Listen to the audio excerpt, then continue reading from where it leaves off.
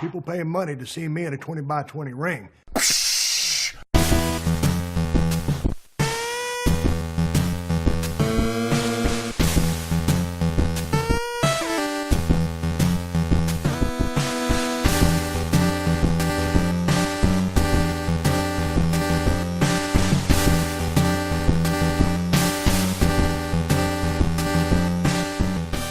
You ready? Yeah. Are you ready?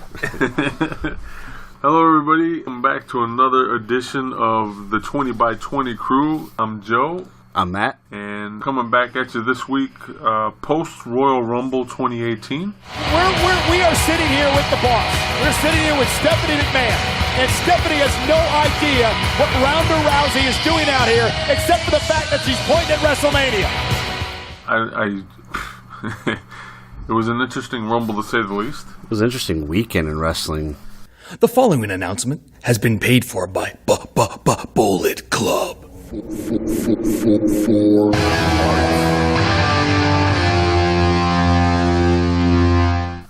What is this? This isn't about you. This isn't about you. You don't take his hey. No. Hey, man, moment. This is my best friend. You can't take his moment. Hey. You lost. It's done. Guys. It's done. It already started. It's been started. This is his moment.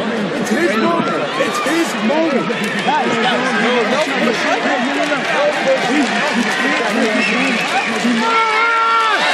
Marty Sterling now.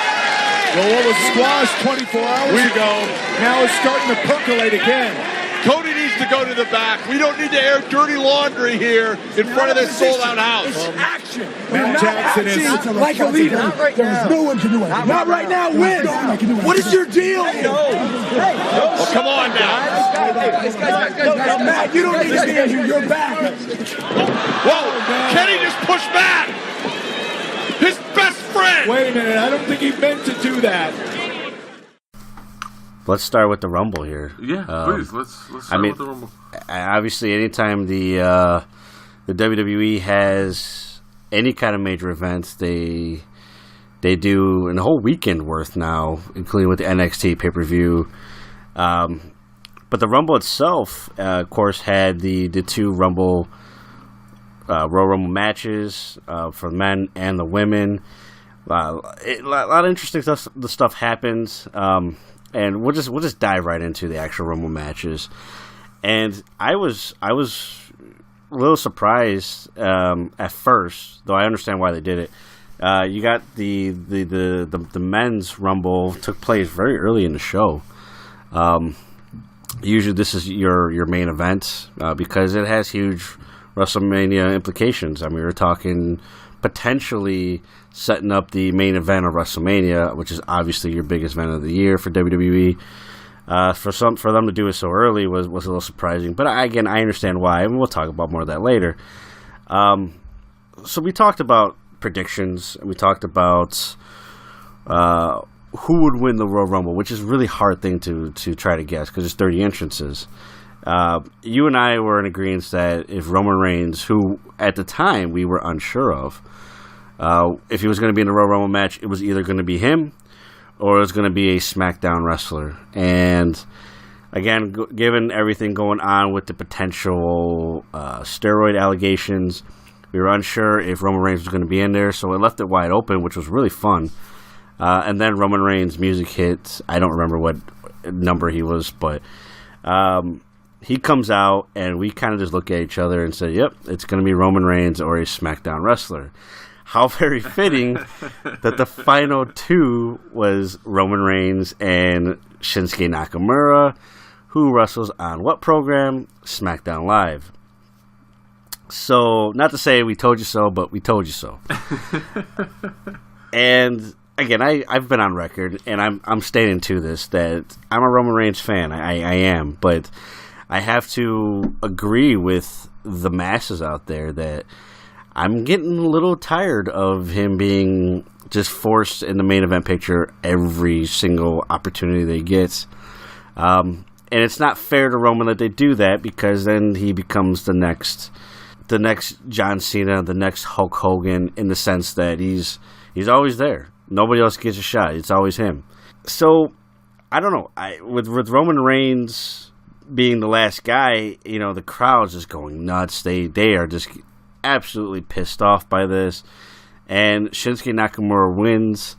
There's a part of me that says this was a last-second decision, in my opinion. I don't feel that Shinsuke Nakamura probably went in there, at least into the building, thinking that he was going to win this match. I really feel that the way WWE does business, and again, we'll talk more about how they do business later on the show, they don't seem to, not saying they don't care what the fans think, but they don't seem to listen. Because they still feel that, we know what's best for business, and you're gonna like it. Trust us, you're gonna like it, even though it's the same regurgitated crap. You're gonna like it. And for them to do the Shinsuke thing, it was, all right. Well, who the hell pitched that to Vince McMahon to run with Shinsuke Nakamura, and then for him to announce right away in the same night that, I'm going after AJ Styles, which is, it's not a fantasy match because it's technically happened before, but it's definitely one of those matches that the wrestling fan legitimately wants to see. So I don't know. What do you think? Did they get it right? They got it right in my opinion, but that's not what I'm asking. I guess, did they get it right initially, or was this something that they had to judge based off crowd reaction? Was this a last minute thing? Do you think? So you and I watched the Rumble together. Yeah. And it got down to Shinsuke Nakamura, Roman Reigns, and John Cena. I told you right when it happened, I was like, here's the part where any other promotion would recognize that the crowd is establishing Cena and Reigns as heels and Nakamura as the babyface, so they should listen to the crowd and let the babyface go over and win. But again, I repeat the first part of my statement, any other promotion.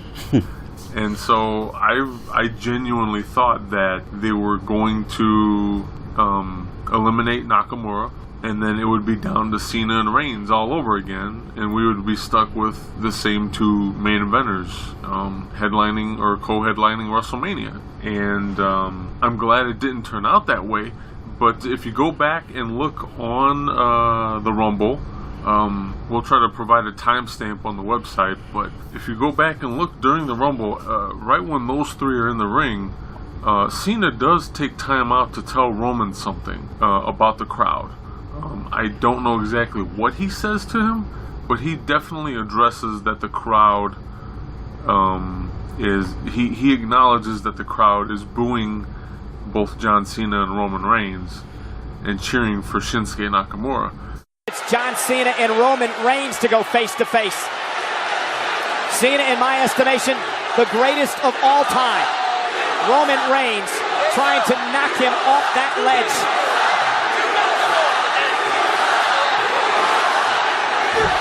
Reigns with a right. Cena with a right.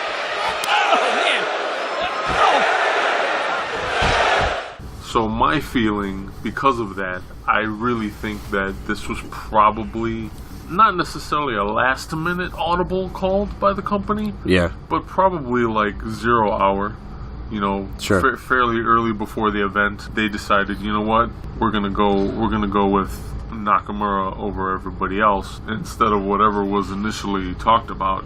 Again, that's just my opinion. I'm speculating here. I don't, Right. I wasn't there for the conversation, but it definitely had that feel to me, and I love it. I'm happy for Shinsuke. You guys know me; I'm not a John Cena fan by any stretch, and Nor should you be. Yeah, nor should I be. and Roman Reigns, I could give or take. That's a whole other podcast for me. Yeah, I'm excited. I'm excited that he immediately picked AJ Styles as the champion he would like to face. For those of you counting, it's well over 700 and some odd days since their last meeting in New Japan.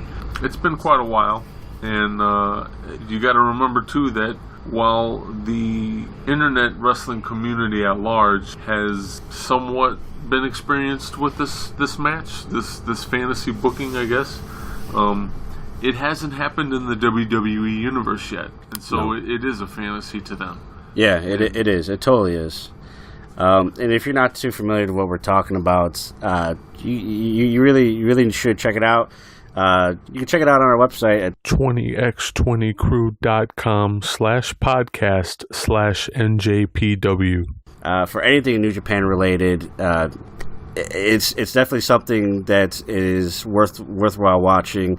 Wrestle Kingdom 10, if I'm not mistaken, is when it happened. When it happened for the Intercontinental Championship, Shinsuke versus AJ, and it was around the time when they both left the company to come to WWE. So this was something that when they came together, as pretty much as a package deal, if you will, for WWE, along with Gallows and Anderson, like this was one of those matches that I, as a wrestling fan, put it on my hope for a calendar, because it's something that should happen and something that WWE fans should see more often. Because we talk about all the time the frustration of the crazy abundance of talent that you have, and you pass up on Shinsuke versus AJ so much. So for them to do it, and hopefully it stays this way. I mean, who knows? We're still weeks away from WrestleMania, but AJ versus Shinsuke is a main event worthy WrestleMania match, and we're going to speculate on WrestleMania matches in another episode because we're still so far away from it. But this right here, and I'm going to say, to paraphrase a little bit from you, in any other promotion, this is your main event, and we'll wait and see on that. But we're talking Rumble here. I was really excited to see Shinsuke Nakamura win this match. I did not have him winning it by any means, but it was definitely something that was great for the business, for WWE, and it's gonna lead to some really interesting storylines for leading up to WrestleMania between those two, because those guys will definitely steal the show. And again, let them do what they do, plain and simple. You don't need to plan anything. You can plan everything else. Don't plan that match. Let them do what they do. So that's the men's. We get the men's Royal Rumble every year. This year was the first women's Rumble. First women's Rumble, which was the main event. And I honestly, when the men's happened first, I was like, wow, that's really surprising.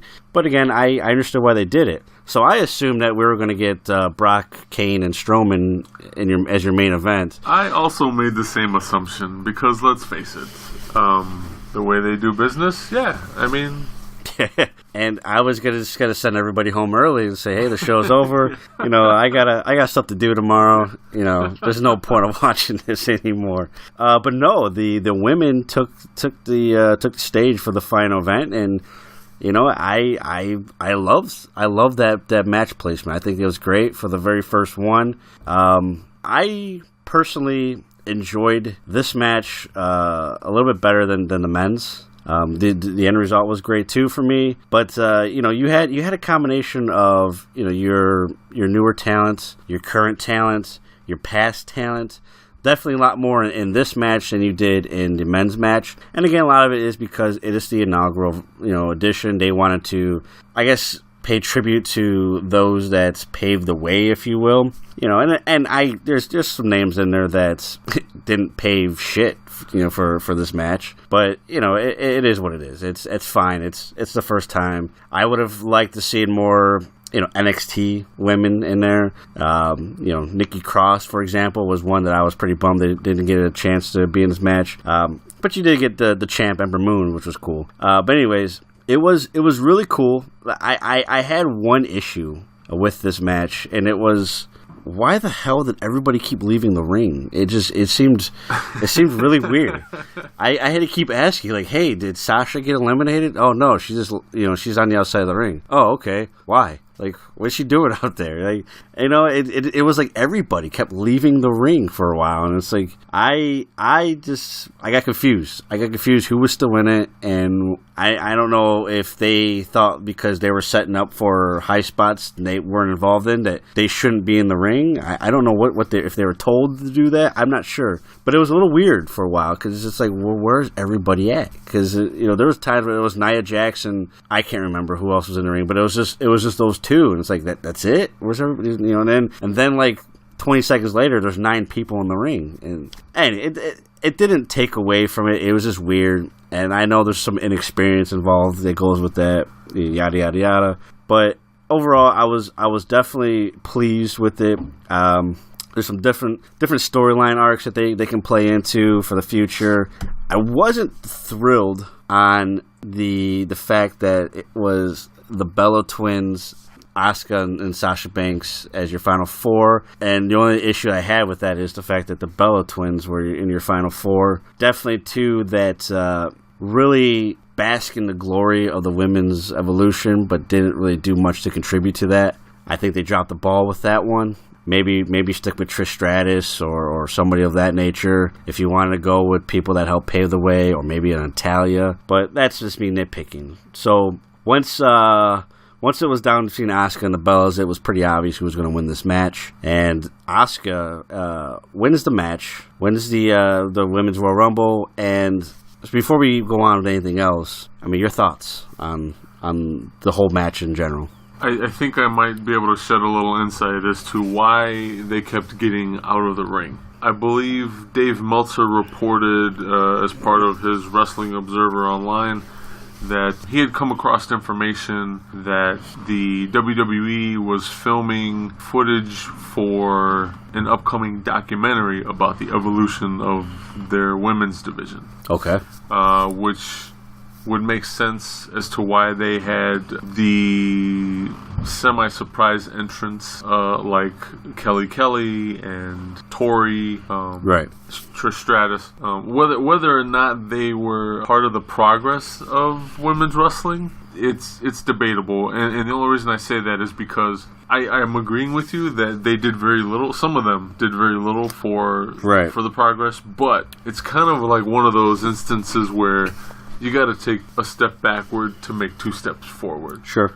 You know, yeah. I think without the Attitude Era version of the women's division where they had, pudding matches and bra and panties matches and, bikini contests. It's fun for an 8-year-old kid to watch, sure. I think without any of that and doing the alternative where it was just actual wrestling, yeah, I think, to be honest with you, I think it would have taken a lot longer for them to get where they're at now. As weird as that sounds. Okay, no, I do get that. But with that all being said, I think that's also the reason you had so many of the participants leaving the ring at certain points in the match, was probably to get those high spots filmed for the documentary. Now, again, that's just my opinion. Yeah. Kind of makes sense from a production standpoint, but I guess we'll see whenever this documentary gets released. But that's my thinking. That's the only, because it wasn't like it was one or two participants. You had quite a few out. It was everybody, yeah, and it happened multiple times. I get that. I'm not much of a fan of them doing that, and that's the problem. Like, everything's got to be a fucking production with these people. Like, it's like, oh, we're gonna film a documentary with it too. Like, just have the goddamn match. Yeah, they have a very high standard for their production practices, and it is what it is. I think it took away from the match. It totally did, yeah. But overall, I enjoyed the match. I liked it better than the men. And it wasn't even about the surprises necessarily, because let's face it, every year, part of the excitement around Royal Rumble is the surprises. Yeah. Whether it's one big surprise or many small surprises, you always look forward to that X factor that happens. Who's coming back just for this match, or who's making a special appearance. You just never know. But yeah, I think overall it was a decent match. I also was not happy about the Bellas being part of the Final Four. Like both of them. Yeah, both of them. But I'm even more upset that for the two of them to be in there and not take the time to get over as heels a little more. Yeah. That bothered me more than anything, because they started doing it. You obviously had Asuka getting beat on by both Bella Twins and Sasha Banks at one point. Right. And then it was very short-lived. Now, don't get me wrong, I understand they're under time constraints and all of that, but what their actions in the ring as they're beating her up could have been a little more dastardly. Oh yeah, Yeah. In order for them to come across more as heels, because that's what they were trying to do. Right. And if that was taking place, I would have been much more of a happy camper, because the next thing you know, they quickly turn on Sasha. Now, I'm not saying that wasn't a heel move, because clearly it was, but there wasn't much setup for it, and they easily could have rectified that. You want to talk about setup? Like you just set me up for the tone of what we're going to talk about very very closely here. You talk about setting up for long term. Now, it doesn't take much to realize that Sasha Banks had a change in an attitude within that match. I mean, she comes in as a babyface. She probably leaves as a babyface, but now there's a lot of question marks of her intentions. She eliminates Bayley. She laughs about it. She talks some major trash to Trish, and before eliminating her. And then she recruits the Bellas in beating and attacking Asuka, and which is another heelish move. Now we gotta look at it here. We have Asuka, we have Sasha Banks, and we have the Bella Twins. Who is going to show up on Raw the next night? It's going to be Asuka and Sasha Banks.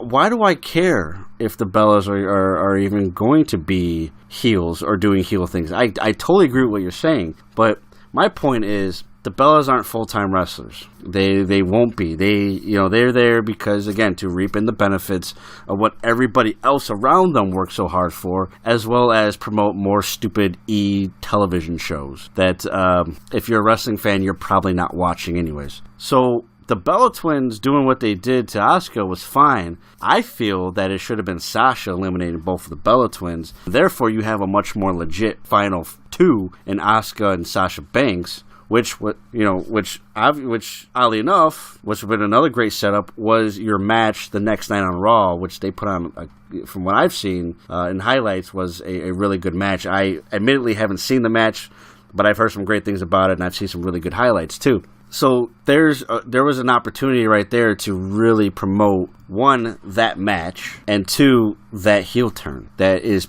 at this point, it's pretty obvious it's going to happen. Bella Twins, they're not going to be there the next day. They're not going to be there the following day. So why does it matter? They could do what they did to Asuka, but then it should have been Sasha eliminating them in another heelish move and saying it's all about me, because that was the angle that looked like they were going with. She was even saying that, like, this is my time. This is my Rumble. And she gets what she wants. They beat the crap out of Asuka to the point where she's on the ground. Then she gets the opportunity and eliminates the Bella Twin. It's just another drop in the ball opportunity, because as soon as Sasha leaves that ring and goes over the top rope and is eliminated, the match should just ended right there, because the Bella Twins aren't going to win the Royal Rumble, especially against Asuka. Asuka's not going to lose cleanly right now. It could happen as soon as WrestleMania, but it could have been a heelish opportunity for Sasha to eliminate her, and then then the babyface prevails, and at that right there, it kind of wrote itself. But they decided to rip that page out of the book, and that was my frustration too, because again, when the legit threat is eliminated and you're left with novelties, well, that's all you got is novelties. All right, so I'm gonna ask you a question here. If not the Bellas, yes, which two contestants would you have liked to have seen in there with Sasha and Asuka? I think this would have been a good opportunity for Bayley to be in there. Bayley.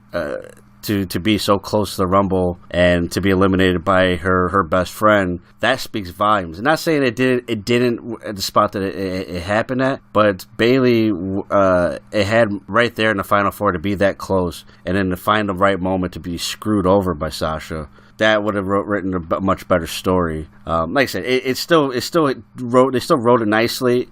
It just, Final Four is a lot more like holy shit kind of a moment, almost like a Sid Justice Hulk Hogan type moment where it's like, oh my god, you're doing this now, where I'm about to win this thing. So even if it came down to Bayley and Asuka, like Sasha Banks gets eliminated and she gets pissed off because maybe Bayley didn't make the save, and then Sasha Banks turns on her, causes her to be eliminated. Lose, yeah, I mean there's opportunities there. As far as the fourth person, I still always feel personally, and and I probably will always feel this way, that Natalya would have been a great pick for a Final Four. I'm really surprised that she got eliminated before this. Yeah. I really am. Because you want to talk about paving the way, that's her. Seems like it's the curse of the good worker, man. I mean, fuck. How do you feel about having 3 of the 4 horsewomen in there up against Asuka as the final? Meaning Sasha Banks, Bayley and Becky Lynch. Who got eliminated fairly early. Not very, but fairly earlier than I thought she would. Yeah, that definitely sets up some intriguing things, especially... And I haven't watched Raw and I haven't watched SmackDown yet. I don't know who Asuka's going to challenge at WrestleMania, but especially if she eliminates all 3 of them, and then it leads to Asuka versus Charlotte, which for me, that's the match I want to see. Comparison to her versus Alexa Bliss, and that's nothing against Alexa as a worker. She's definitely getting there for me. But Charlotte, I've never seen anybody pick up wrestling as quickly as she has. Because she hasn't been doing this very long. No, I understand she's got the lineage, and her father's Ric Flair. I get that, but it's still for somebody to come in and be as good as she is, as fast as she has, that's amazing. So yeah, that's definitely a really good one too. To run through the 4 horsewomen, or at least three out of the 4s, and then you go after the final one, the one with the belt. Speaking of Flair, really quick, did you get to see him as the new Colonel Sanders? I did. What do you think? What is there to say about that? I mean, he's better than Reba McEntire, so you know. I would love to see his likeness as Colonel Sanders on a shirt. I want that shirt somewhere out there. There's got to be a fucking. You'd buy it? Yeah, I would buy it. I'd buy it for you. I'd buy it in a fucking heartbeat. Someone out there in the internet wrestling community, make that shirt, put it up for sale somehow. You got to buy her. I'll buy one. And I'm a double X, so you'll be getting those like plus $3.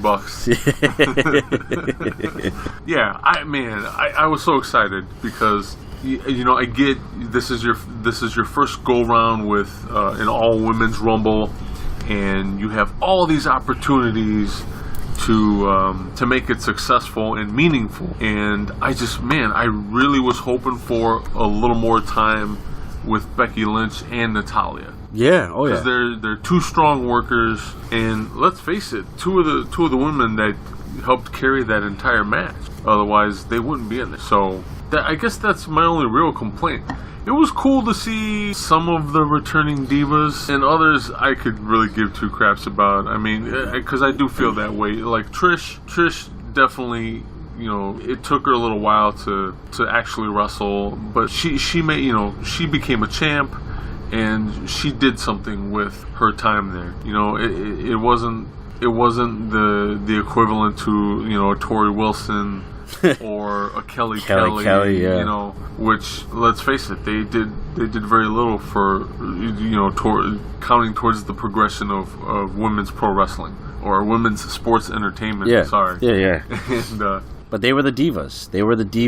And the name that they don't want to be used. They don't want to use associated with women's wrestling in WWE or sports entertainment in WWE anymore. They're not divas. They're women. They're women. They're women wrestlers or entertainers. That's where, to me, this women's Rumble failed, because you had these former divas, a term that they don't want associated with the current product these days. You had them come back for the match. Why not take from your already established talent pool? Yeah, and bring in women from NXT. Yeah, you have plenty of talent. Again, you have a Nikki Cross who is just absolutely dominating NXT right now. You could have put in Shayna Baszler in there, who is still green, but again, that's women wrestling right there. She's more relevant to the current product and the current direction that they want to go. Like, what's so hard about that? And again, I understand we're talking about WWE, and we're talking about, and I don't mean to be insulting here, but we're talking about fans who are more into the glitz and glamour than the actual in-ring stuff for the most part, it seems. But again, what does Kelly bring to the table? What does Tori Wilson bring to the table now? I mean, what she brought then was bikinis and, pillow fights and lingerie and yeah, Playboy magazine covers, and that's cool, fine. Again, when I was 13 years old, it was. I mean, not saying it's not cool now to look at that pictorial, but as wrestling fan, what does it do for the product? And doesn't do anything. So you're sitting on all this other talent that it emphasizes everything that you are claiming you are about. You're about a women's evolution, but you still throw in the divas in there. And I'm not so against Trish Stratus. I'm not a fan, again, because she had her fair shares of, bikini matches and this and that. But I think she was kind of that beginning pioneer almost for WWE, where it was, okay, well, you can be a little more serious. And not saying that I'm not giving her the credit that I'm giving to Natalya or even a Beth Phoenix, who, again, more relevant than Trish Stratus would be. But it was kind of like that pioneer where, like, you're kind of understanding that at some point you got to put a wrestling gear on and you got to wrestle. Or at least make it look like you can wrestle. and she kind of understood that. And so I give her that. But again, Kelly, Tori Wilson, you never got it because you never wanted to. And one we haven't talked about yet is Lita. Yeah. How do you feel about Lita being in there? I was surprised she was even in there because of the neck problems. Yeah. And then the moonsault she did. Yeah. Ladies and gentlemen, if you are any kind of sports entertainer or professional wrestler and they tell you you're not supposed to be doing that anymore because of a neck injury, don't. Yeah. Well, you have to remember too, and we saw it at the Rumble, Lita doesn't do a regular moonsault. There's no jump to it. It's a push-off. It's a push-off, yeah. And her neck's so close to the ground. I actually cringed a little bit because I just felt like, oh my gosh, she's gonna land on her neck. Well, and not only that, she was landing on two opponents, not one. Right. So there's a little more of a complexity to her landing there. Yeah, I was surprised to see her, given the whole neck situation. I think she fared okay in the match. I mean, clearly, a lot of these returning divas, you could tell that this isn't something they do anymore for the most part. And, there's just ring rust and whatnot. But yeah.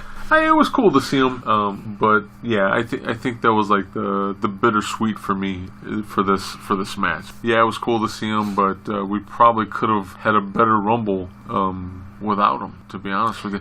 You know what? Why not just bring them in as ambassadors? Yeah. Have them come out to ringside and have the fans acknowledge them and what have you. Because hey, this is the first women's Rumble. Yeah. And thanks for being a part of it. And we're here to celebrate. Yeah. And they should celebrate. I mean, if you're if you're a female of any age watching this, you should have a little bit of pride. Again, we're at that point where it's 2018. It seems like we should already be here, but we're not for a lot of things. And yeah, this is just wrestling, and you can say that. But for them to say, okay, because when they hyped the match, they talked about the Iron Man match that they had between Bayley and Sasha Banks from NXT.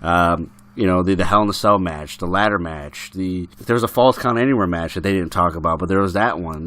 It's about damn time. It's about damn time because it's not that women aren't capable of doing it. It's just they didn't have the platform to do it on, and now they do. So it's something to celebrate. It really is, and I applaud them for putting this match last because this is a main event worthy match on paper, and I don't think it failed.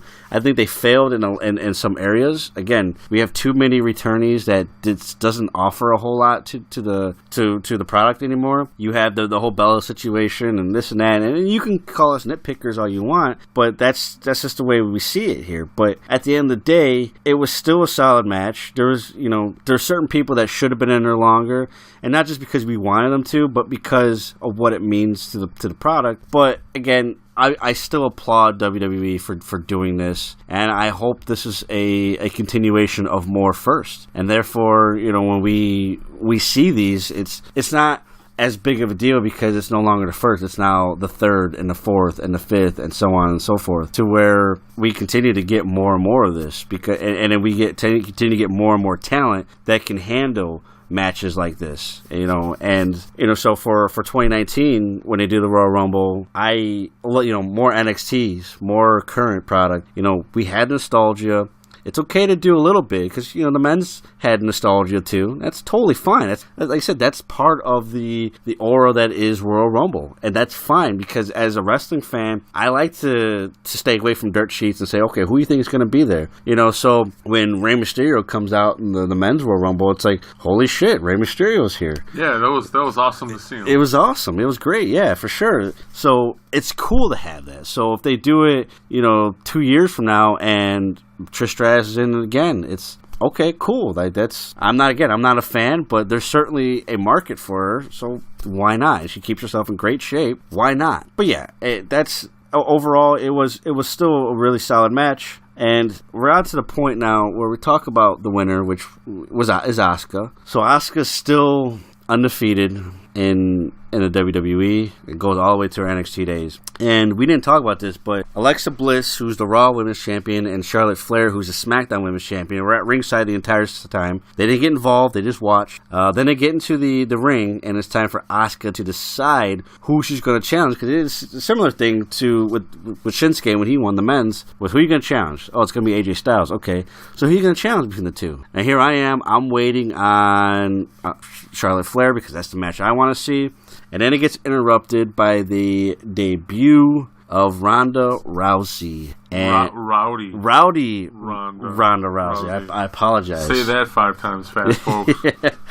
And she comes out, and the crowd's going wild, and Michael Cole is completely butchering commentary as usual. Oh, God. And she comes in the ring, and she oddly points at WrestleMania, and then she stares at everybody, and then she points again, and then she goes outside the ring. I think she slaps some fives with the fans, goes face to face with Stephanie McMahon. They look, like they're going to throw down, even though we know they're not. And then she points again, and then that's how Royal Rumble ends. And you mean it ends awkward? Because that's what that fucking segment was. It was complete awkwardness. Like she doesn't say anything. No. She comes out, she points a couple times. She shakes Stephanie McMahon's hand. Oh yeah, she did shake the hand. That's right. It wasn't just a face-off. But that's it. There's no words came out of that woman's mouth. No. Also, the timing of her showing up was horrible. It could have been done the same way, more effectively. But I feel like they just kind of go out there and just kind of do this. And yeah, it didn't pan out very well. I hated that segment. I hated it. I think what they should have did was just have her come out before the end of the match. Even before the beginning of the match, have her come out as a special, like a celebrity. Like, fucking make her a celebrity timekeeper or some shit like that. Or celebrity commentator. And have her do something like that. And then at the end of the match, obviously Asuka wins. And Asuka gets in the ring with Charlotte Flair and Alexa Bliss. And she's about to choose and then have Rousey in. And that's it. Go off the air. Boom. Success. No awkwardness. Yeah, I agree with that. I still wouldn't be satisfied with that because, first of all, we talked about Ronda Rousey coming to the Rumble, being in the Rumble match, and I've said that it was been a mistake if they picked Rousey to win the match because of everything that the women have put forth to do this Rumble, to have this Rumble here, and then now a celebrity comes in and takes all the glory. I mean, that's Bella on steroids right there. Well, you know what? I agree with you, but it also would have created some nuclear fucking heel heat on her. Oh yeah, I agree. I guess there's that traditionalist in me that if especially for the first time, you got to put storylines aside and you got to do it the right way. You got to have somebody deserving. That's just me. But so even if Rousey were to, reason why I don't think Rousey was in this match because I don't think she's physically ready. Not that she's not in great shape, but she's physically, as far as ring psychology, ready. She's not trained in the WWE way of doing things. Yeah. Yeah, I wouldn't even say just professional wrestling in general. I mean, I'm not saying that she hasn't trained yet or whatever, but I just think that they were afraid of her botching something, which I could totally see happen. So they saved her for the post match. But again, it still has that same effect to me that having her win the Rumble match would have, and that's the fact that you stole everything that the Rumble represented. You stole in a matter of 2 minutes of her being out there and pointing at WrestleMania. You know, she did botch something. I don't know if you caught that or not. You know what I'm talking about? No, enlighten me here. she botched that coat. That coat was way too big for her. It was like she had on Big Show's coat. Well, I actually was. I don't know if this is true or not, but I did read that that's actually Piper's coat that she was wearing. I could tell. Yeah, it was swallowing her. Yeah, it looked. I mean, she looked like a 5-year-old child. Yeah, I mean, and it made the points even awkward. Yeah, more awkward. Yeah. I know why she wore it, because she is. Look, Ronda Rousey is a wrestling fan. She has been known to frequent wrestling shows, especially during her MMA days. And she got the blessing from Rowdy Piper, the late great Rowdy Piper. May he rest in peace. I miss him dearly. But she got the blessing from him to use the nickname Rowdy. Like, that was, fans were calling her that, or the media was calling her that, and she didn't want that name to be associated with her without his blessing, and she got it. So I get that, but yeah, I mean, you can wear that coat, but you didn't need to wear it then. I agree. It looks silly. I'm 6'8", about 230 pounds. Trust me, there's room in that coat for me too. That's how bad it was. Yeah, it did look silly on her.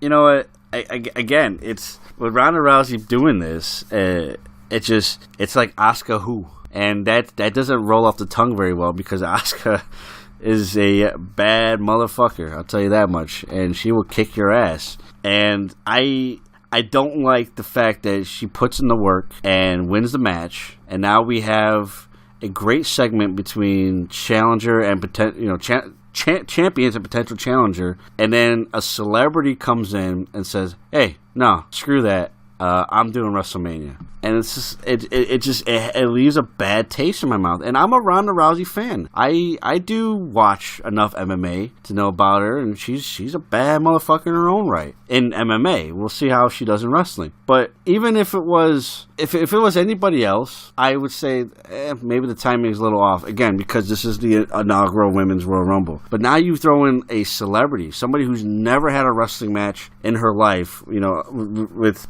besides potential sparring matches in a gym, and you come in and you say, the hell with what these women did. I'm the most important person here because I'm Ronda Rousey. And now we're going to end the pay-per-view on me, and who cares who won the Royal Rumble match? It's a slap in the face to everything that those women put together, and the problem is that WWE doesn't see that. And, you know, I've been having this conversation for the past few days now, and you got WWE fans that don't quite see that.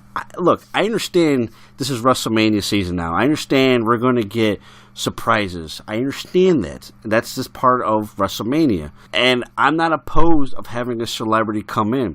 And I get that because of Ronda Rousey, we get more coverage. WWE gets more coverage on ESPN and, you know, probably Good Morning America and stuff like that.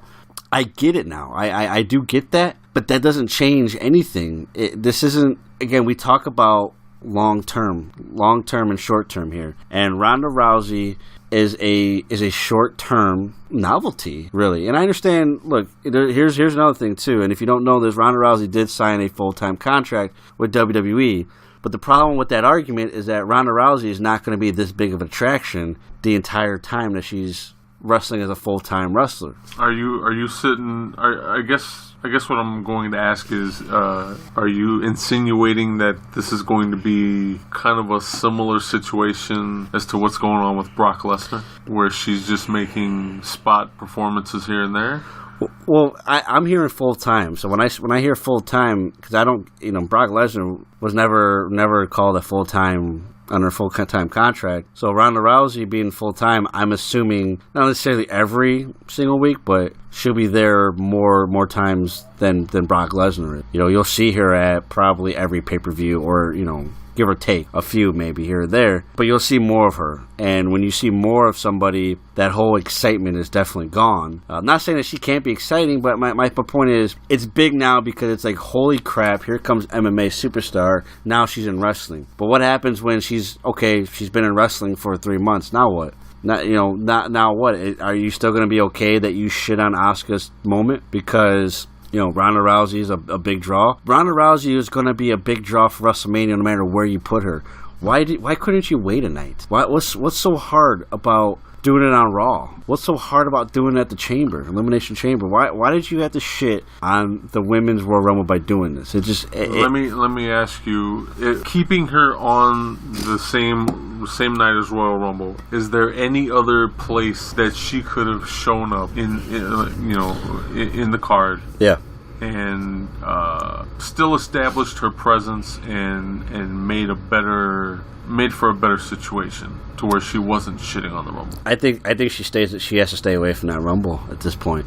If she was going to be a part of it, that's fine. Be a part of it and preferably lose it. I'm okay with it. Gets eliminated. I'm okay with that. Winning it, to me, was a no. And obviously the whole after effect. You know, if you have her on during, like you said, be a guest commentator, be a guest whatever, I'm okay with that. But don't enter that ring when Asuka's and Charlotte and Alexa's in there. Don't enter that ring. There's a time and a place for it, and that just wasn't it. Would it have changed anything for you if she still approached Asuka and Flair and Bliss, but she did it outside of the ring, as opposed to going inside of them? During that segment? The only thing that I would suggest is, while Alexa and Charlotte are going into the ring, a stare down would have been okay. Between the champs and Rousey. I'm okay with that. I'm certainly okay with that. But that's it. And you can, if you're Michael Cole, you can make a mention to it. That's fine. If you're Stephanie, you can make it. Who was doing guest commentary. That's fine. But anything else, it just leads to the fact that Ronda Rousey is more important than your entire women's roster. That's what it said. And you can argue all the pops that she got, that's a stupid argument, because of course she will. She's Ronda Rousey. It'd be the same thing if Conor McGregor comes out and says, "Fuck you, Shinsuke. I'm Conor McGregor. Good job winning the Royal Rumble, but I'm Conor McGregor. So yeah, let's make this happen because I'm Conor McGregor." That's what it's. Ronda Rousey didn't say anything. She pointed at the Rumble and says, "Fuck you. I'm going to be the top star at WrestleMania because I'm Ronda Rousey." And that's bullshit, because it just shits on the entire women roster, who may not be able to beat her up in a MMA fight, but they sure as hell, most of the women who compete in that match will out-wrestle her on their worst days. And it's just, this is the part where I get frustrated as a WWE fan, because we pick celebrity over our talent. And that's a terrible thing, because once the pops and circumstances is over, all you're left with is the wrestler / sports entertainer. And Ronda Rousey is not it. I hope I eat those words, because I love to see her actually be a good wrestler, but I just don't see it at all. I think I'm gonna stop the conversation here and go into some fantasy booking just for this segment. Are you ready? Let's do it. Okay. I think I figured out a way for them to make this situation better. Now, whether they act upon it or not is a whole nother thing. Let's go back. Hop on your WWE Network subscription, and let's go back and revisit the time Mike Tyson came in to the WWE. Okay, 1998. Horrible crotch chop and all. Because let's face it, folks, don't get me wrong, he was making an X with his hands, but his crotch chop was awkward at best. But horrible crotch chops aside, let's replace Tyson with Rousey. Think about that build. Think about his interaction with the talent and them using him in a limited capacity. He still made an impact. Yeah. It still was a big idea. Yeah. A big deal. And, the publicity was there, ESPN, all the major networks covered it. Absolutely. Am I wrong in booking things that way?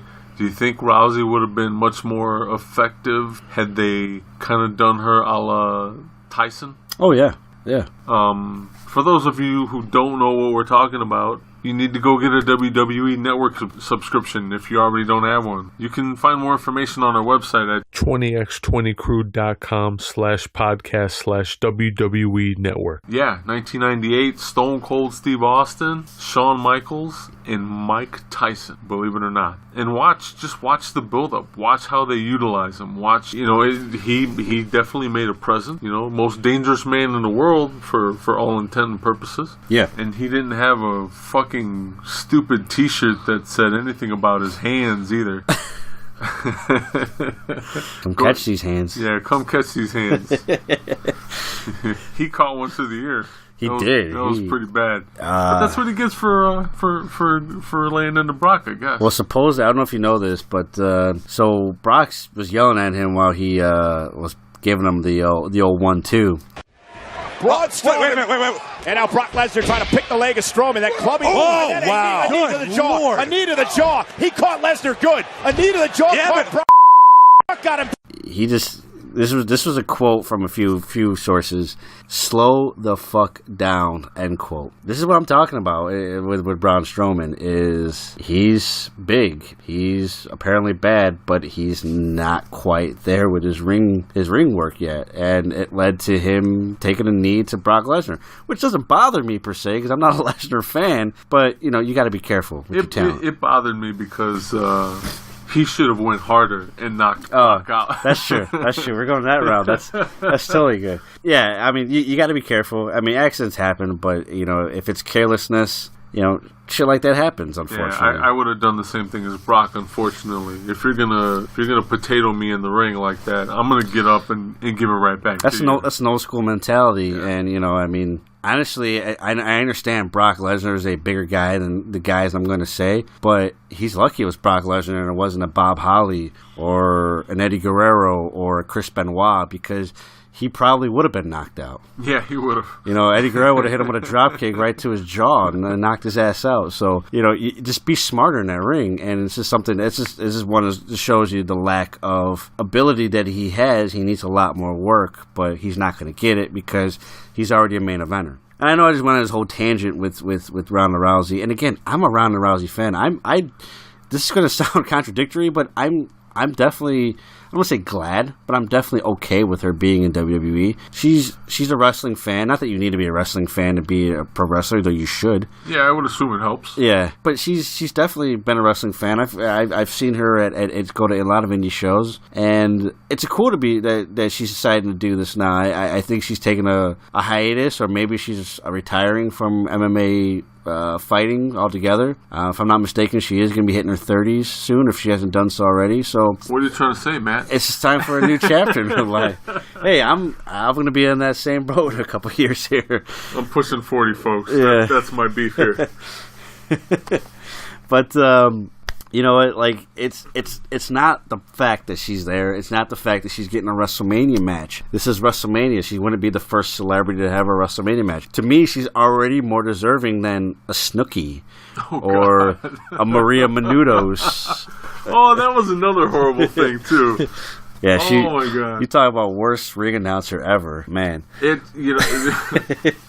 I'm not an expert on any of this, but I am a seasoned wrestling fan, and I will say this, okay? Wrestling color commentary 101.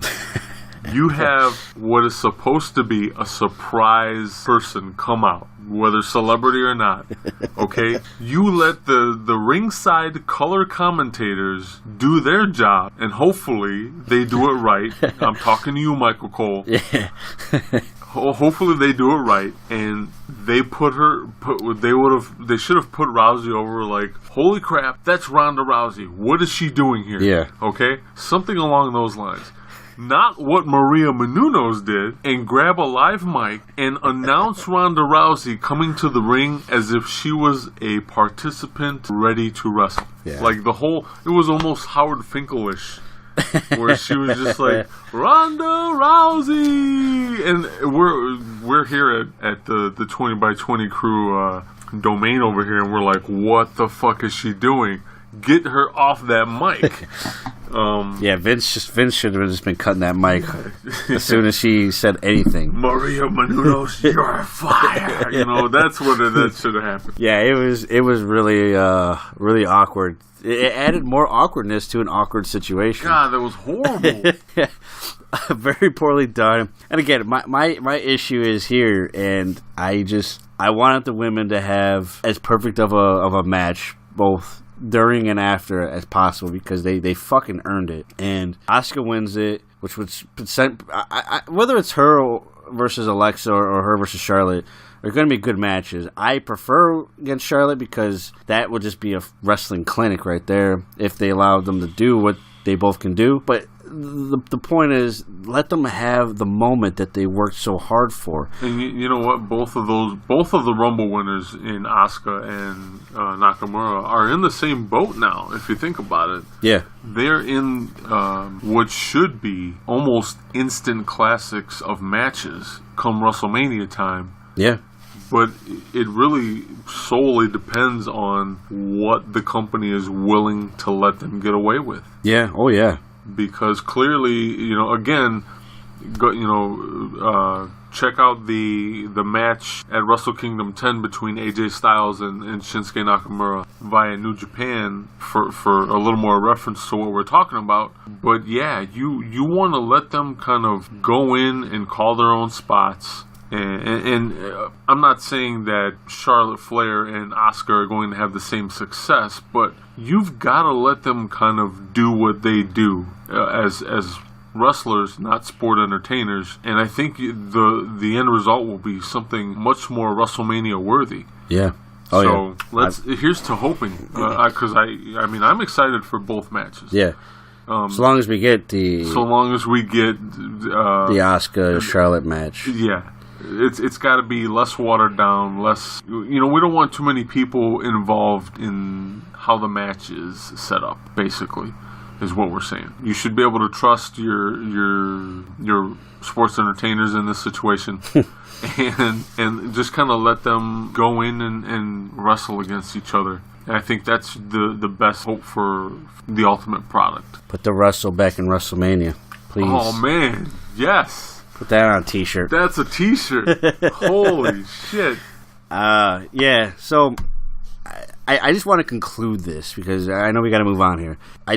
When you set up anything in wrestling, and this is going to be relevant to what next we're going to talk about, you have to think of long term. And obviously, Ronda Rousey has signed a full-time contract. I don't know the terms of anything. I don't know how long it's going to be, but apparently it's full-time. Whatever that means, I'm just speculating that it's going to be more appearances than Brock Lesnar, which isn't saying much. But yeah, that's not saying much. But again, Ronda Rousey is, as of right now, she's a novelty. And you have to ask the question, though. So, and I made this point on a few wrestling groups: is Ronda Rousey going to be the next Ken Shamrock, or is she going to be the next Daniel Puder? And is she just going to be a complete waste of space who can't figure it out, or is she going to be the next MMA wrestler that figured it out and actually could have a legit wrestling career? We don't know yet. And I'm not, whether you're a Ken Shamrock fan or not, he definitely had the ability to be something special, and he was for a while until he decided to go back to MMA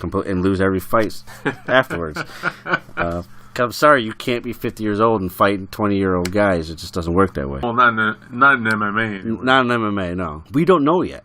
We do know, because we keep talking about it, is that Asuka versus Charlotte Flair, that's the match that is a guaranteed highlight. What we don't know is what the hell Ronda Rousey is going to do inside that ring. Is she going to be any good? And it's okay to want to get ESPN involved. It's okay to want to get the big networks and the big magazines involved because it's money. Of course, WWE, they're no dummies. It's business. But when it comes down to it, when the dust settles at WrestleMania, ESPN doesn't give a shit about your product. The People Magazine or whoever the hell is covering this, they don't give a shit about your product. They just cared about Ronda Rousey. So what happens post WrestleMania? You have to think about that, and you have to set it up for that. And it's stuff like that. I'm not saying that WrestleMania is ruined or anything like that, but it's shit like that doesn't doesn't help the product as much as you think it is. The immediate impact, of course, and I'm not even going to try to argue that because that'd be stupid. The immediate impact is that it's huge. Ronda Rousey on WWE product. Oh my God, what's going to happen with this? Okay, but after WrestleMania, are we still going to be talking about Ronda Rousey?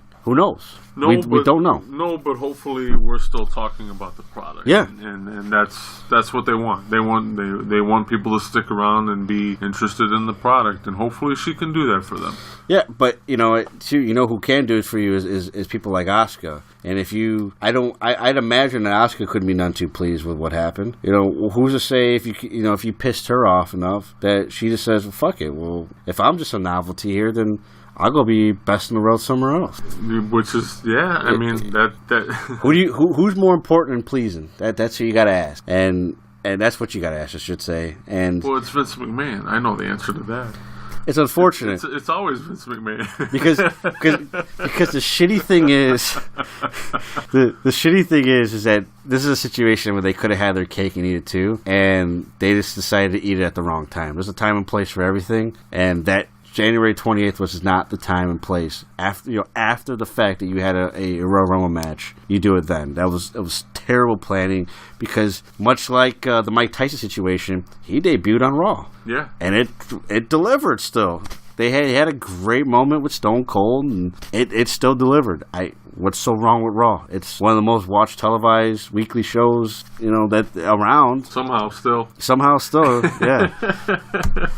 I don't know. We got to move on, though. We got to talk about different stuff. We are going to talk about some different stuff here in a second. Again, if you don't have your subscription to the WWE Network, you can get more information on that by visiting 20x20crew.com/podcast/WWE Network. We highly encourage it. As much as we badmouth the product these days, you still get a lot of awesome wrestling on there, and they are constantly adding stuff. As a matter of fact, what's February got to bring? I know you're excited. February of 2018 is bringing the entire Coliseum home video collection to the WWE Network.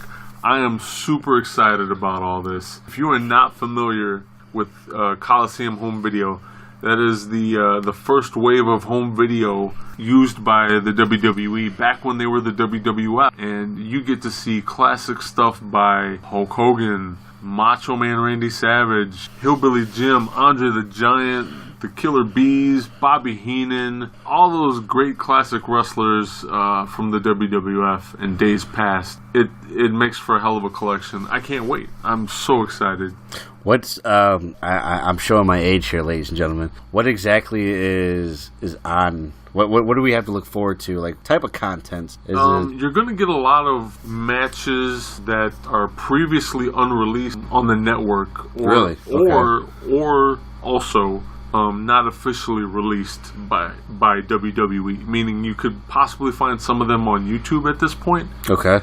But here you'll get actual release and probably better video quality at that. So yeah, I am so excited. And there's quite a few releases out there. So me personally, being a Hulk Hogan mark from back in the day, can't wait till I get to see the Hulk Hogan one all over again. That was my first Coliseum home video viewing was one all about Hulk Hogan. Some Hulkster. Yeah, you get to see him wrestle in white trunks, in white boots. That was pretty interesting. I seen he did that in. If I'm not mistaken, didn't he wear that in his AWA days? Yes and no, but blue trunks too. I think for him to not be in the red and yellow. So the Incredible Hulk Hogan at the time. There you go. The Incredible in quotation marks Hulk Hogan. That's really cool. That's what I love about the network. Actually, is I get to watch stuff that was before my time or that I was too young to remember. So it's definitely worth checking out. And at $9.99 a month, I mean, come on, all that wrestling you get, it's a pretty fair deal. I gotta say they do rob you on content on the current product, but certainly not on the network. I would vouch for the network, for the WWE network any day of the week. I'm a frequent watcher. I know you are as well. And another great product, and you can check it out on our website again at 20x20crew.com/podcast/NJPW. A very similar product in New Japan Pro Wrestling World, which is actually what we're currently watching right now. That's also roughly $10 a month, and you get live events, stuff that's a lot of past events as well. They really put it on there. I understand it's Japanese company, but they continue to put more and more emphasis on the English crowd, and it's the app and the website is very English friendly, so you don't have to worry too much about that. And they do quite a few. Actually, I shouldn't say that. That's an understatement. They do many shows now that is done using English commentary. So They've officially came out and stated that they will be adding a lot of English commentary to even the archive stuff. Really? Over the next year or so. So you got that to look forward to as well. I'm definitely interested in that. But 20x20crew.com/podcast/NJPW. For what we're about to talk about, we are going to take a quick break though and pay some more bills. So give us a second. We'll be right back. Stay tuned. This episode of the 20x20 Crew is sponsored by Amazon Prime.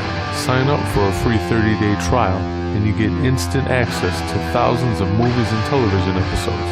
You get to borrow Kindle ebooks. You also get unlimited free 2-day shipping with no minimum order size. You don't have to purchase. You can cancel anytime and still show the 20x20 Crew some love. You can sign up for Amazon Prime through the 20x20 Crew by visiting our website at 20x20crew.com/podcast/Amazon. Thank you for listening. Thank you for all the support. And now let's get back to the show. Ladies and gentlemen, we are back. Thank you for joining us again here at the 20x20 Crew. So we just got finished discussing WWE's Royal Rumble 2018, that whole debacle. I hate to say it like that, but it is what it is. We're going to shift gears here and talk about a little bit of New Japan Pro Wrestling. There was a series of shows done in Sapporo. Yeah, two events. Two events. We're currently watching day 1 right now. Entitled New Beginnings. We're specifically going to talk about one thing that happened. We're not going to go over the entire card. That's going to be probably another show at some point. Yeah, well, we always like to run down the New Japan card, one of our favorite products. For the time being, we're going to talk about the aftermath of the United States Heavyweight Championship match between Switchblade Jay White and the champion going into the match, Bullet Club's Kenny Omega. There was a little bit of a scuffle between Hangman Page after the match between him and Kenny Omega. Hangman Page came into the ring to essentially, lay claim to a shot at the heavyweight title, to which Kenny Omega responded with taking the belt from him and giving it back to Jay White, which caused a little friction between the Hangman and Kenny Omega, and multiple Bullet Club members came in to kind of break things up, and only ended up making it worse, especially when Cody came in and stirred the pot even more, because there is some ongoing tension between him and Kenny Omega. Eventually, both of the Young Bucks, Matt and Nick Jackson, are in the ring, and Omega pushes down Matt. It was Matt. Yeah. Matt Jackson gets pushed down pretty violently by Kenny Omega. Kenny apologizes, or tries to, as the Young Bucks take off out of the ring, not wanting anything to do with the situation. After a while, things seem to calm down between everybody, to the point where Hangman Page, Marty Scurll both leave the ring, leaving Kenny Omega and Cody to their own devices inside the ring. Cody basically gives Omega the okay, like, hey, we're cool, and he even opens the ropes for him. And as he does that, Cody lands the crossroads on Kenny Omega. Much to everyone's surprise, who comes out to save Kenny Omega? It's not a Bullet Club member, it's Kota Ibushi. And Page has got Omega! Wait a minute! What is this? Ibushi! Ibushi!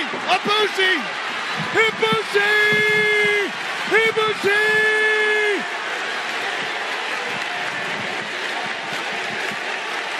Listen to this crowd! Kota Ibushi has just saved Kenny Omega!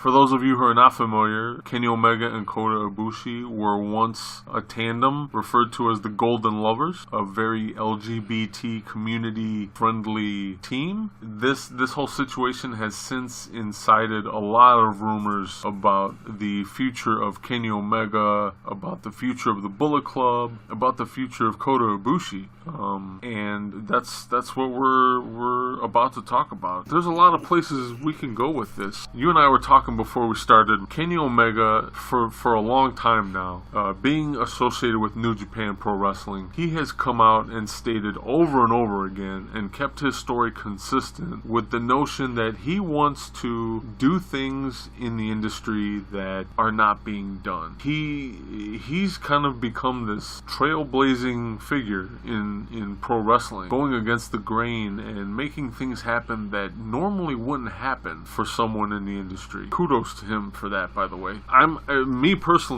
not sure exactly where he's going with what is going on now. In your opinion, really quick, is he done with the Bullet Club? Bullet Club is fine.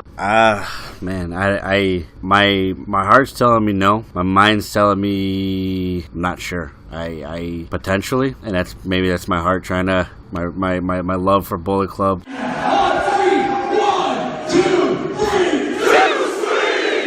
Trying to tell me to lean that way, but I'm going to let you continue with what you have to say, so I'm going to say no. I'm going to say he shouldn't be. He shouldn't be, okay. Again, Kenny Omega is this trailblazing figure in pro wrestling these days, and his first official statement post the situation, he has come out and I don't know if you want to call it cryptic or just being vague, but he talks about Kota and wanting to be next to or be by Kota Ibushi's side, and that's all he's really wanted was to stand in the ring with him. Aww. He goes on to say, I didn't go to WWE because I was waiting for him. Aww. Meaning Kota Ibushi. If we aren't together, there's no point. Aww.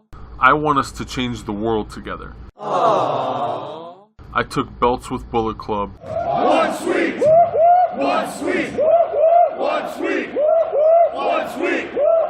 Did a lot, but that was all the job. Golden Lovers transcends wrestling. With those words, you can't help but wonder if there's a possibility that they go the route of playing up for, again, this is wrestling, so I'm going to say playing it up as an angle that deals with topics that are LGBT community friendly. In this case, it would be probably some sort of possible homosexual angle to where, they are in love with each other, which, let's face it, is something very different in the pro wrestling industry. Very different completely. I mean, whether you're trying to break it down by company or era or anything like that. I mean, in the past you've had wrestlers come out and pronounce their sexuality publicly, albeit it's a different day and age, in a different time, in a different social climate. So there's going to be a completely different effect here. But in previous instances, a lot of this stuff was met with a lot of negative connotation and negative fanfare. What say you? How do you feel about if New Japan plays up this angle where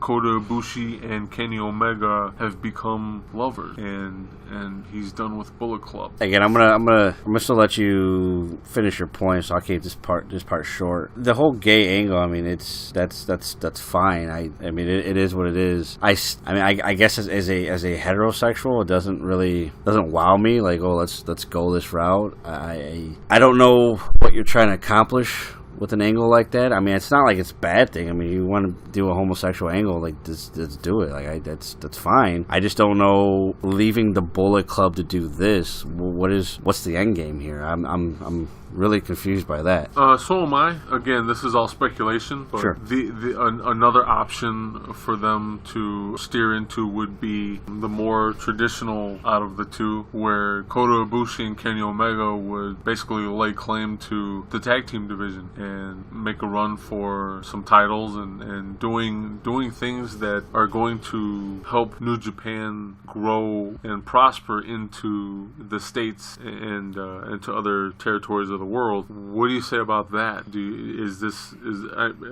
wrestling fan in me is more than likely like, okay, this is probably where they're going to go. Right. How do you feel? How do you feel about them possibly just doing all this to become a tag team? A tag team? I have the same response. Again, if you want to do a tag team run, that's fine. But again, you leave the Bullet Club for this. I ask again, what's the end game? What's the point? I look at these remarks that he made regarding Kota Ibushi. I took belts with Bullet Club, did a lot, but that was all the job. Golden Lovers transcend wrestling. This is real. Aww.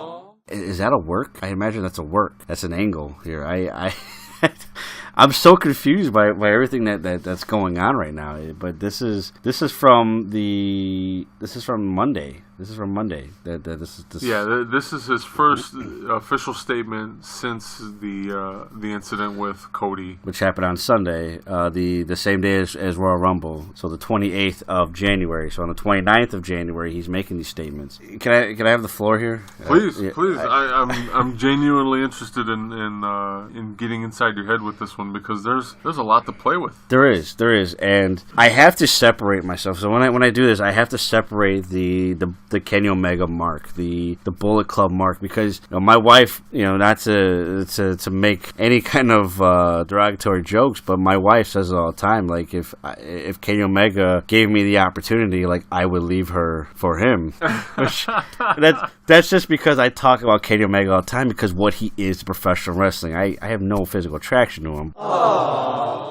But because what he is to pro wrestling, and the whole comment you made about Bullet Club is, to me, it's got to be a work. It has to be, because you have a club, you have a faction, I should say, that has taken the wrestling world by storm. Not just the wrestling world, but the industry, the whole industry, even outside the industry. I mean, you have people wearing Bullet Club shirts, almost like people wearing Slayer shirts, where you don't know what it is, but you know it's something. It's because you sell at Hot Topic. They sell the shirts at Hot Topic, for crying out loud. If that doesn't speak volumes about what's going on, I don't know what does. Yeah, they sell minor league wrestler shirts at Hot Topic. So. I mean, and so much of that is to do with Kenny Omega. So much of that because of what he brings to the table, and easily the best in-ring worker in the industry today. And I hate to do this because I talk about WWE and how they put a number on everything, but there's obviously a lot of logic behind that, which makes him so successful. So if Kenny Omega leaves Bullet Club, you take all of that is Kenny Omega and Bullet Club in t-shirts, and you pretty much just throw them out the window, because it's like buying a jersey for a player that got traded from that team. Well, I don't want to buy that jersey anymore. I certainly don't want to buy any more Kenny Omega Bullet Club shirts if Kenny Omega is no longer in him. I'm not saying that he can't do Golden Lovers t-shirts or just Kenny Omega t-shirts, but the Bullet Club name was is such a huge brand that you walking away from that. Again, that's why I have to ask the question, what are you hoping to accomplish here? I certainly don't think it's an LGBT angle, and I certainly don't think it's a tag team run with Kota Ibushi. Not that either one of them could be successful, but none of them stand a chance in what you accomplish in Bullet Club. Because everything that Kenny Omega wants to accomplish and can be done by also being this big marketable entity in Bullet Club that doesn't just help himself, but it helps everything that Bullet Club is representing, whether it be New Japan Pro Wrestling, whether it be Ring of Honor, whether it be Rev Pro, whether it be CMLL, whether it be WWE, if that ever happened, which is outlandish at this point, but who knows? You never say never. Never say never in this business, and you walk away from that to do what? So I don't think Kenny Omega would make that decision. I don't, unless I mean, there's obviously he knows something that we don't know, but it just, the timing is just terrible, because we're talking about westernizing the product. We're talking about all-in show that is being run by wrestlers to a self-promoted show. And Kenny Omega isn't everything, but so much of that is Kenny Omega. Kenny Omega will be there to do these shows, to sign the autographs, to do everything that is involved with helping promoting a product. And as good as he is, as great as he is, he loses that edge by taking off that Bullet Club shirt and putting on a Golden Lovers or just a plain old Kenny Omega shirt. You don't think his skill and his efforts would be as successful if he just does this as Kenny Omega? Not to the American audience, not right now. I want to say yes to that because it should. Without a doubt, it should be enough, more than enough. But again, so much of the American audience that you're trying to appeal to is WWE, as a WWE audience, and they expect a Bullet Club Kenny Omega. I would be safe to assume that if this were to happen a few years from now, you asked me that question, I don't have a problem saying, of course, his talent speaks volumes, because to the Japanese audience, of course it does. Kenny Omega and Kota Ibushi would be a great tag team yet again in I wasn't really much in New Japan for Golden Lovers, if I'm not mistaken, but they would be a great tag team in New Japan, and they would definitely be great champions, no matter what the angle, whether it's just a plain, I want to be his tag team partner, or if I want to be his life partner. Aww. Whatever angle they decide to run with, they would make it work, because you have two great in-ring talents. The whole idea, though, of westernizing a product, and again, even if you want to be this trailblazer and everything, you still have to think about the business side of it, and the business side of it works with him having that Bullet Club name on it. Again, I could be wrong about that, but I hear your points, and I just think about everything else, and it's a wait and see. I understand that, but the whole leaving the club and doing something different, there has to be a huge, not just an end game, it has to be a huge end game, and a LGBT or a tag team title run and what have you just isn't enough to leave something as big as Bullet Club. There's another thing we haven't talked about yet here, and before this incident that happened on Sunday, Kenny Omega had come out and said also that he would love to wrestle Rey Mysterio Jr. Yes. If this situation is the beginning of an end game that is to become him just doing business in a different way in the industry, and that's what ends up being the transcendental situation here. Do you think that possible situation where he would fight Rey Mysterio Jr., do you think that has enough star power, enough momentum, are enough people interested in seeing that to where he doesn't have to be successful with the Bullet Club? He could just be Kenny Omega and just go wrestle dream opponents? Yeah, that definitely works. I mean, that's how Cody started post WWE, was going through the indies and fighting, wrestling against multiple different opponents. I want to wrestle this guy, I want to wrestle that guy, and it definitely worked. I totally get that. It's a matter of now ensuring that you have that business. I mean, again, you're still not affiliated, but not just be contracted by New Japan Pro Wrestling. So it's up to them to make that happen. Because I mean, how long is his contract left with them? He's not a freelancer at this point. If I'm not mistaken, as we speak, I believe he has signed on for at least one more year. So we have all of 2018 with Kenny Omega being part of New Japan Pro Wrestling. He's a New Japan Pro Wrestling contracted wrestler. So to go through and have dream matches, it has to be through New Japan Pro Wrestling. So you have that entity to still work with. And that's what I mean by being doing business differently than it is done now. Because let's face it, a talent of his caliber in any other promotion at this point, they don't get that treatment that Kenny Omega's receiving from New Japan. And when I say that, I mean they're not taking their star and going outside the traditional means of acquiring talent in order to make dream match, like New Japan has done with Kenny Omega and Chris Jericho so far. True. So with that said, what happened happens, is this going to be Kenny Omega's legacy, in your opinion? Is he the one that's going to break the barrier, the traditional model for doing business, and basically getting New Japan to sign him dream opponent after dream opponent after dream opponent as being part of the New Japan roster? Or is this something different? Honestly, I wish I had more of an answer, more of an opinion to it. I'm still so confused and haven't fully processed the whole situation yet. It's still obviously brand new. We're only talking a few days after the events from New Beginning in Sapporo. If they do that route, I mean, it's totally can work. And let's face facts here. Like, Kenny Omega is a huge part of the Bullet Club, but the Bullet Club will go on without him, and they will still continue to thrive so long as they continue to work good angles, great matches, the whole shebang, which I have no doubt that they will. My fear initially was Kenny Omega. Him running through doing fantasy matches after fantasy matches makes our job easier because we don't have to do any Kenny Omega matches on the show. But it's a good theory. I don't know if New Japan has the resources to continue to pull that off over and over, and then that leaves downtime to what does Kenny Omega do then? Does he only work super shows now? I mean, does he only do high profile matches in that sense? Is Kenny Omega ever going to be IWGP Heavyweight Champion? Because I sure as hell thought he was going to be. I mean, not saying he can't now, but it's like, when does my whole thing is, I hope that in whatever decision he makes, that the end game justifies the means. And at this point I'm so confused. I look at it and say that the end game should be Bullet Club, and that's me not, again, I'm trying my best to separate the fanboy in me. It's just me saying the business side of it. Like, that's just the most beneficial to his name, is riding with that Bullet Club logo, unless they know something that we don't, which, again, we're just fans, so we don't know what they have in store. Maybe they have it all figured out by this point, but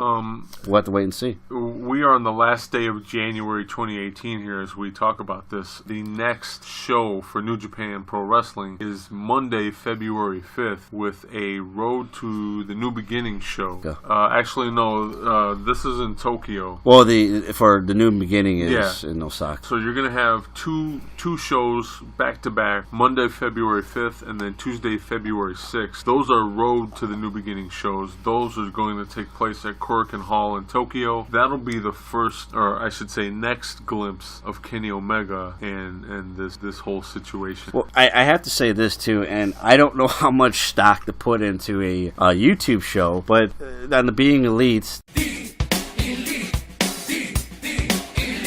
the 90th episode that was released, I want to say, Tuesday, the January 30th. So a day after these Kenny Omega remarks about Bullet Club just being a job. They there's a lot that, it was like a 30 minute episode or so, or something. And Kenny Omega is seen walking through a hotel hallway, and he knocks on a door, and it's the door of the Young Bucks, who look at him, and then you flip the camera around, and it's Kenny and it's Kota Ibushi, and they make almost like a "I'm sorry, I forgive you" type look at each other, and then they enter, Omega and Ibushi enter the Young Bucks room. So it could still lead to, is there an angle here with the Young Bucks now, joining forces with Omega? Do they do a legit divide into the Bullet Club, or is this also a point where the Young Bucks are just setting them up for a beatdown? Because reason why it's relevant, because the Young Bucks are the elites alongside with Kenny Omega, and so they, if anybody, they would be the closest to Omega as far as storyline purposes are concerned. So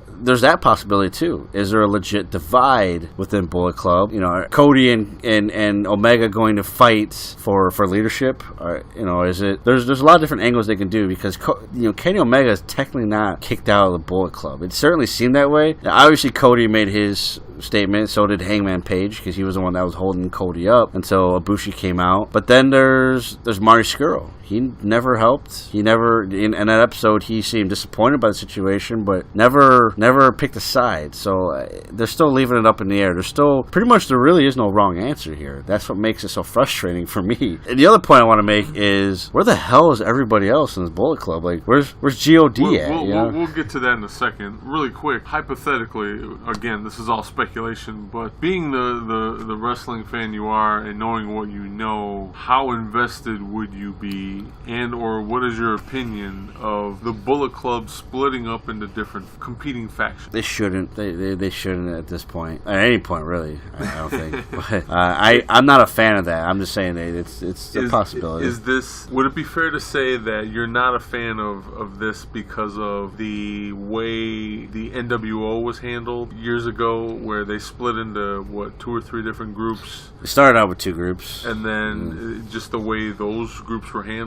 I mean, because let's face it, obviously it was never the same for the NWO after that happened, and also it was kind of a different situation business-wise too. I mean, let's face it, you had WCW, who didn't have talent trading going on at the time, right? Unlike New Japan here, where New Japan kind of has that opportunity to hey, again, it's all speculation. Let's say we have Bullet Club A and Bullet Club B, and now you've got access to all this talent from places like CMLL or Ring of Honor. Does that change your opinion about splitting up the Bullet Club into different factions? To a small degree, yes. I still have to see it, get behind it. I'm just not a fan of taking something like a faction, I should say, and now saying let me rewind here. So Los Ingobernables is a faction that does this. They're based out of CMLL. That's where they're originally from. Tetsuya Naito had his excursion originally in TNA, but that was a bust. Went to the CMLL and joined the group, came back to Japan and started his own version of that group. But it wasn't a rival, it was a Japan chapter. So you expanded on something else, but you created its own chapter. So when they did Fantasticamania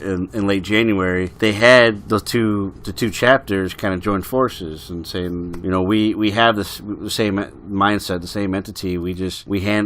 You're from Mexico, we're from Japan. To split up Bullet Club in the sense of being a rival group, even with the sea of talent that you could add to it, it'll still be Bullet Club versus Bullet Club, and it just doesn't have the same meaning anymore. Because to me, the reason why, and this is how I explain this to my wife, the reason why I fell in love with the Bullet Club is because you had a group of wrestlers, talented wrestlers, that kind of just did their own thing. They were rebels without a cause, and some of them were guys that were told that they weren't worth much in other promotions, and it was pretty much a fuck you, in that we're going to take over and be this entity that you say that we can't be. It was when AJ Styles left TNA because he was told he wasn't worth the money he was asking, and he goes to New Japan and joins the Bullet Club and says he's worth every damn penny that he was asking for and more. It was Kenny Omega, who had no name, joined the Bullet Club and became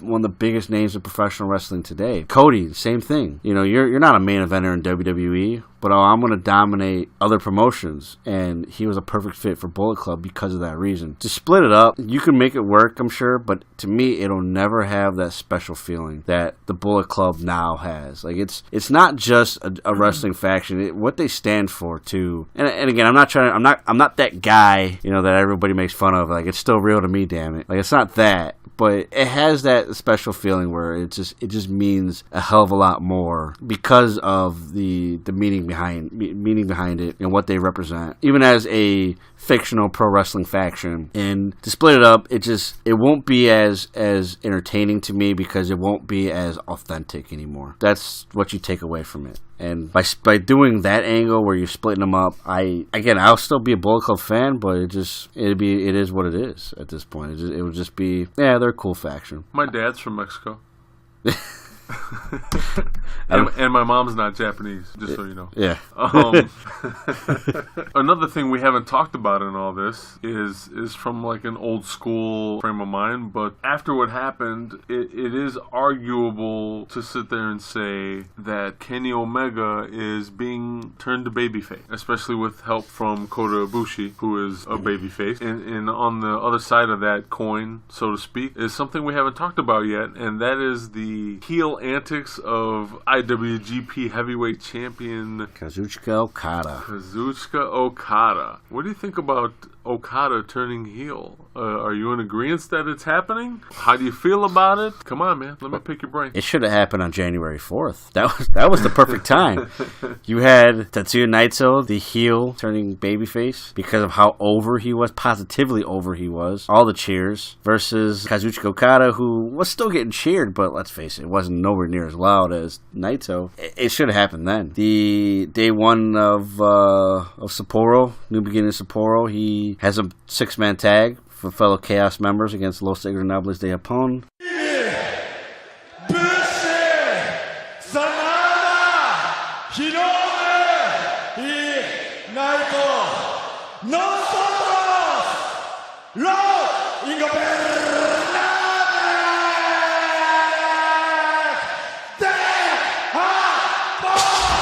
He is set to defend that championship against Sanada, a fellow member of Los Ingobernables, in New Beginning in Osaka. He calls him out and doesn't like the fact that Sanada walks away from him, and he comes out and beats the crap out of him, pulls back in the ring, and shoves money, albeit fake money, but money in his in his mouth. If that doesn't scream heel to you, you must not have taken Wrestling 101, because that's a heel move. So Kazuchika Okada is definitely turning heel, and I'm glad you brought that up because again, it goes back to what we were discussing before. You have Kenny Omega, who you feel is turning heel, is babyface, which I would not disagree with at all. Are you sure that your wife isn't right and that you wouldn't leave her for Kenny Omega? I'm happily married. Okay.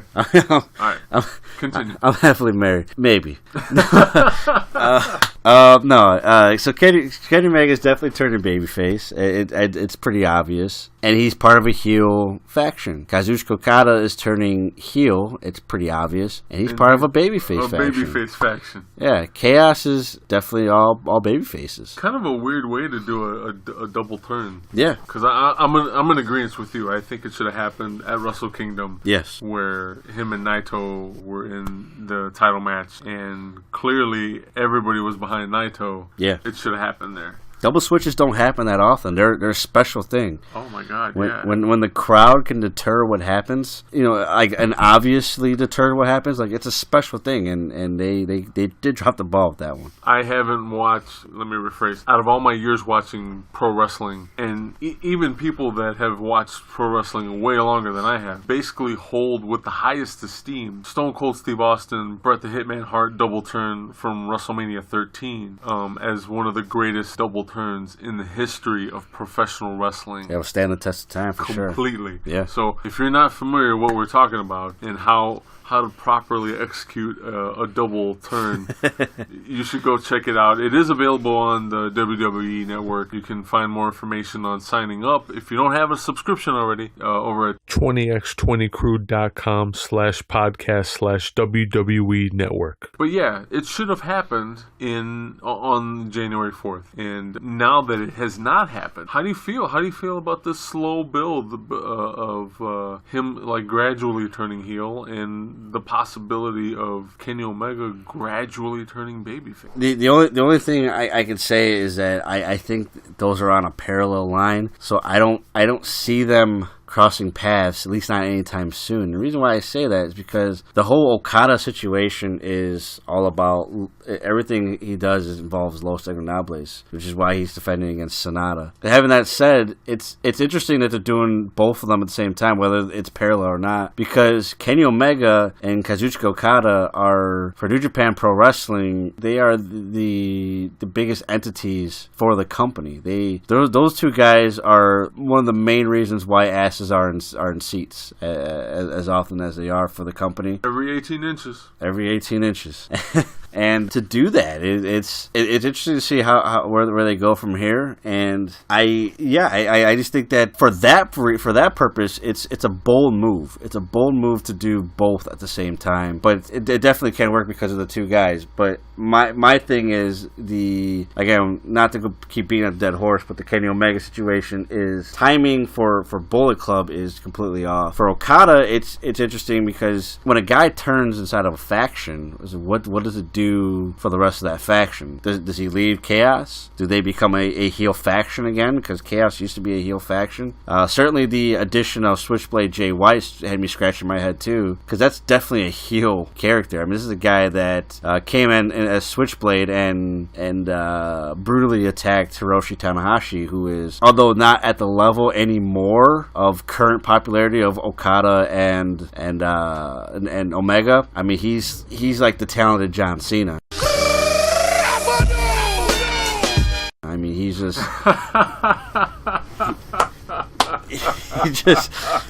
he is what the company's all Take about. That, John Cena. Yeah, he's the ace. He's the ace. So I mean, and Switchblade comes out and does that. He's definitely a heel, but then he joins Chaos. It kind of. So I don't know if this is a whole shift in Chaos. I'm not sure what the hell's going on. It's a confusing time. I'm not. I guess this is why it's called the New Beginning, because it sure as hell is brand new to me. Because when we came into Wrestle Kingdom, I had plenty of answers, and to quote, we talked about him twice in this show now. To quote the legendary Roddy Piper. Just when they think they got the answers, I change the questions. I'm so goddamn confused by what's going on. I do know this. As we're watching now, I'm of course entertained by the in-ring action. My mind's just scrambling of what the hell they're trying to do here. I'm glad you mentioned the parallels between Kenny Omega and Kazuchika Okada's situations here. I'm going to fantasy book really quick. The following contest scheduled for one fall. Okay. Tell me what you think about this, Do it. because I really feel strongly about it. So here's what's going to happen. If I had it my way, you're going to have Kenny Omega make a slow babyface turn over the course of a few months. No longer in Bullet Club, or does it not matter? He's in Bullet Club, but he's going to be facing off against multiple Bullet Club members over the course of these few months. Okay. Okay? And then, again, I'm fantasy booking here. Kazuchika Okada is going to do the same thing, but slowly turn heel, and along the way, go through members of Chaos. Okay. Because they don't want him to. They don't want him to turn heel, just like the Bullet Club doesn't want Kenny Omega to turn babyface. And then when it all is said and done, you have to have that match. You have to have that match. They somehow come back together, and you get your much touted, long-awaited rematch for the IWGP Heavyweight Championship. Kazuchika Okada defending against Kenny Omega. What's your end result? Kenny Omega goes over Okada, and we have a new IWGP Heavyweight Champion. And what does the Bullet Club say to that? And if you had it your way? One sweet, of course, because then he'd be going back to being heel. We see a double turn. You see a double turn that way? We see a double turn that way. They spend all this time. Are you saying that because I want this to happen? No, this is. Yeah. This is what I really love, the way this turns. Yeah. I'm a patient person. I would love to see this play out this way. You have... Go all the way to like Wrestle Kingdom? Or is that too long? No, I think to me that's perfect timing. But again, I'm more of an old school frame of mind. But to see that slow build, you have Omega going against the grain of what he is now. Okada doing the same thing on the other side of New Japan, and then they come together to vie for the title, and then they do a double turn, and they go, Omega goes back to being heel Kenny from the Bullet Club, and Okada goes back to being babyface Rainmaker for Chaos. Chaos, yeah. Minus the title. Right. That's awesome. That's awesome booking right there. The one wild card of probably many, but the one main wild card is when and where does Tetsuya Naito get his rematch? He's bound to win that title at some point. I think it has to happen kind of soon. I would say we're just now getting into February, so I'd say within the next 2 months. He wins that title? He wins that title. And then Okada takes it Dominion in June? Yeah, I would say Dominion in June. So a shorter title reign for Naito, but again, you get that kind of payout. Yeah, I mean, like I said, this is just fantasy booking here. Yeah, it totally can work out that way. But then the other wild card is what's up with Kota Ibushi? Does Kota Ibushi eventually turn Bullet Club too? Or does he turn on Kota at some point? I think Ibushi just hangs in there, and he's not Bullet Club, but he is pro Kenny Omega, and there would be conflict month after month between the two, not to the point where they're arguing, but to the point where Ibushi is beside himself, like, why am I doing this? Why am I hanging on to a friendship when I keep getting confused and what have you with what Kenny Omega is doing here? And you don't necessarily have to have an immediate payoff with the end result of that relationship. Things can still be booked the way I just booked them. Yeah, I mean, I'll tell you what, it's going to be an interesting build up between just trying to get any kind of explanation into what the hell's going on. The other thing too, as we're watching day one here, Jay White made the statement that he was going to destroy the Bullet Club. What if this angle is a Jay White situation where he's planting the seeds here? Who the hell knows? I sure as hell don't. I don't have the answers for you. I like to hear your opinions though, because maybe you guys out there know something more than we do, because I am just beyond confused. Hit us up on social media. You can find us on Twitter at 20by20 Crew. That's 20x20 Crew. You can also find us on Facebook. Just look our page up, 20by20 Crew on Facebook. Yep. Yeah, we would love to know what you think about all this, and please fantasy book the hell out of it. Please, yes. We're always interested in hearing what our listeners have to say. We love hearing a variety of opinions, even from those of you who think everybody besides WWE is considered the minor league. I even want to hear from you that more than one guy out there. So yeah, because he hears it from me, and I'm tired of being middleman here. I'm tired of getting yelled at. Like, how dare they think that way? You talk to him, man. You go through him. Yeah, take the time, get hop on social media. Make sure you're wearing your Braun Strowman "Show Me Your Hands" shirt or whatever the fuck it says. Come get these hands. Stupid fucking shirt.